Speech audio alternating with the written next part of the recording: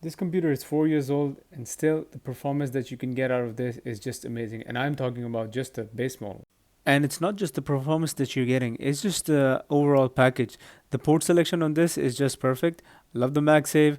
I love this headphone jack. It's the high impedance one. I could use my high powered headphones with it.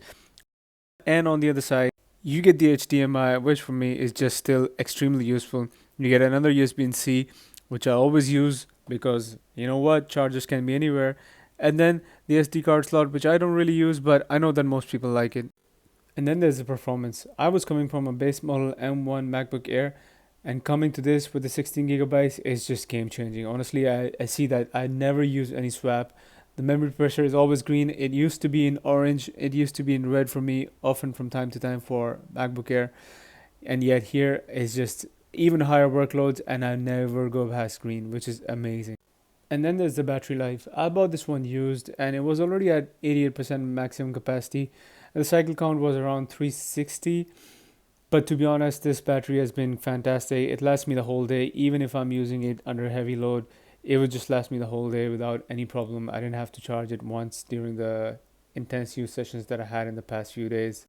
I personally was also forgetting when I'm making this decision was the fact that this comes with a 120 hertz ProMotion display, and this display is just gorgeous. You would have to see it in person to actually see how great this display is. And that's pretty much it. Honestly, there are many more reasons, but it's one of those things that you have to use and you will see for yourself why it's better.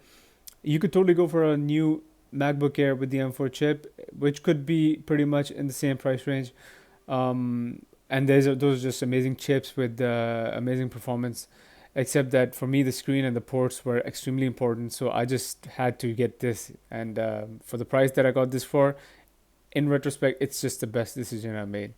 So definitely, if you trust yourself to get a old Mac, if you know that you could find a good Mac and you are good at spotting something good, I would definitely say that go for this.